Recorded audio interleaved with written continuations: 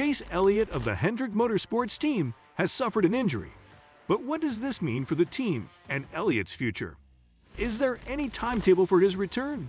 Could this injury have long-term effects on the driver's career? Hendrick Motorsports has finally given more details about Chase Elliott's injury. What are they? So hello NASCARians, and welcome back to NASCAR Zone. But before we begin, subscribe to our channel and hit the like button.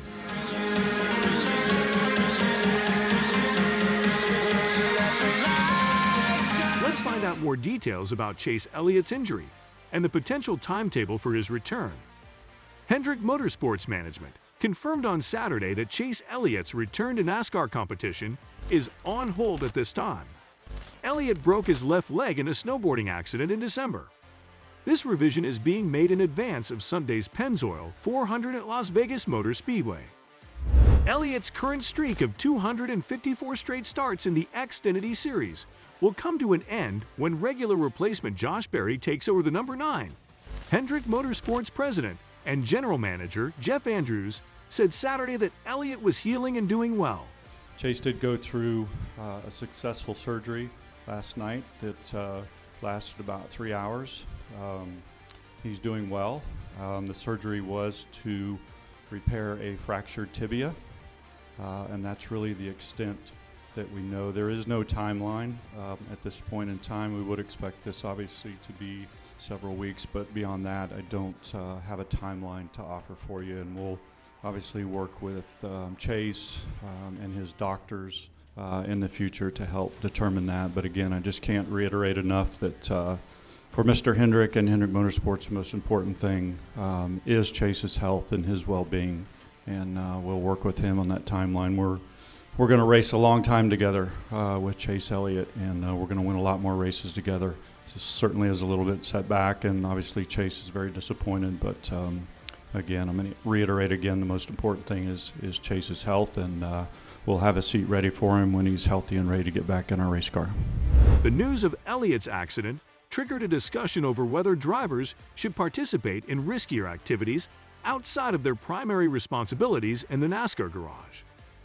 It won't force us to reevaluate any policies, Bob. I think, these guys have to go out and live a life, really outside of the racetrack. And certainly what Chase was doing was not anything abnormal for him. He's an experienced snowboarder. He's been doing it most of his life, and it was an accident. A similar injury could happen falling off a mountain bike or stepping off a curb while you're jogging, and it was an accident, and Chase feels awful about it, but our stance on it is just that. It was an accident, and our guys have to go out and live their life. Obviously, we've let these Alex and Kyle both drive sprint cars. Chase has been in a midget at various times last year, so I don't anticipate a policy change at Hendrick Motorsports based around this.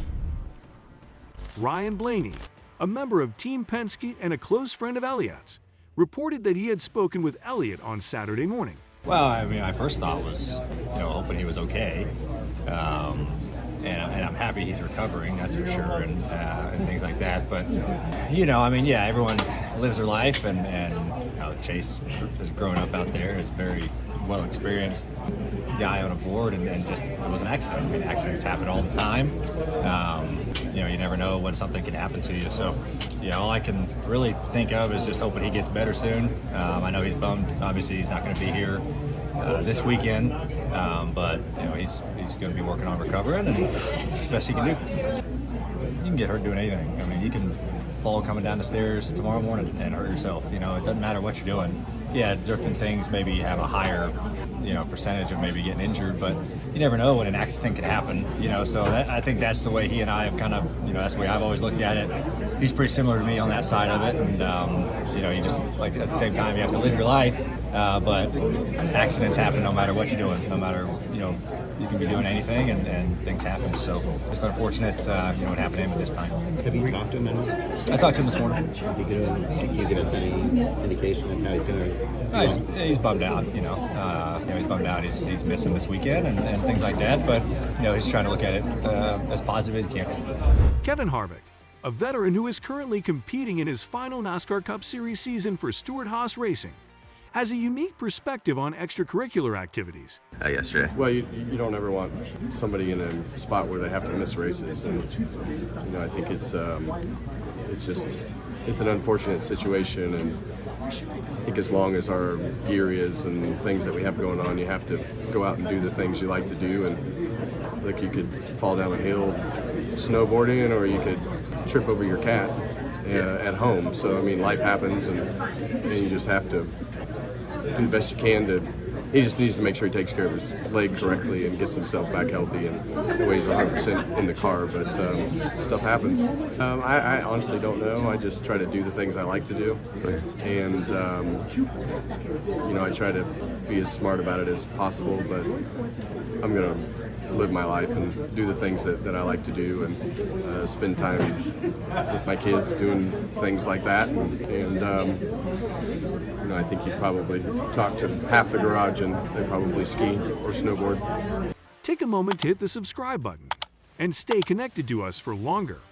Coming back to the video, Barry, who is 32 years old, is now in his second full season competing in the Xfinity Series with Junior Motorsports. In the previous 2 years, he has won 5 times in this series. After making a pair of starts in the Cup Series in 2021, he will make his 3rd appearance in the series on Sunday.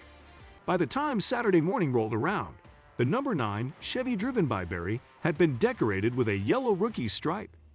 Yeah, I think, given, unfortunately we've had some other situations, that we need to look at alternate drivers, and of course we look to our partners at JRM first, and I do want to give a shout out to Dale and Kelly and LW and everybody over there, Mike Bumgardner, who was very accommodating yesterday when we reached out to see if Josh would be available to drive today. The decision was made a lot about Josh's driving style, and then of course the fit in the car, trying to find someone close to Chase's size, given the timing and what we had to work with here and getting him fit in the car last night. Those were really the 2 main decisions around why we wanted to go with Josh.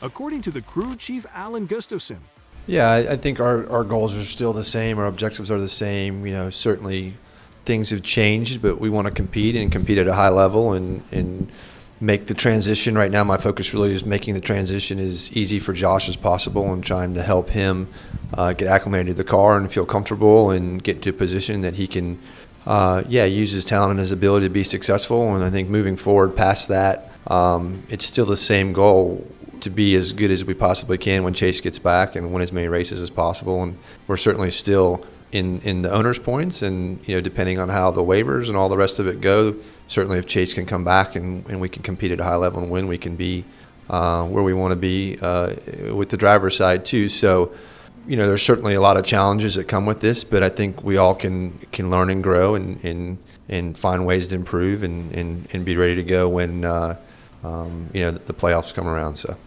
Yeah, I mean, first and foremost, obviously, we're thinking about Chase and want him. This is his ride and his opportunity, and I'm just thankful for these guys, Mr. Hendrick, everybody at Hendrick Motorsports, thought of me to come fill in for him in this moment. I mean, without a doubt, it's going to be a great challenge for me.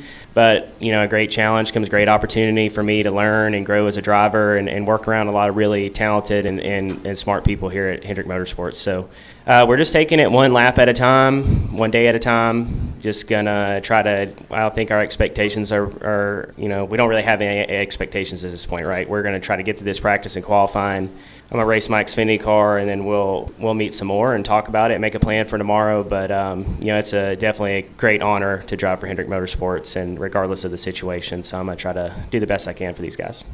Elliot is the most successful driver in the history of the NASCAR Cup Series with 18 victories, and he won the series championship in 2020.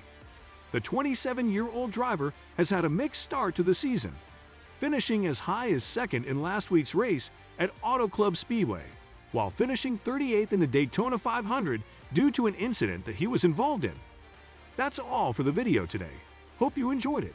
So don't forget to subscribe to our YouTube channel to see more of our incredible videos on NASCAR.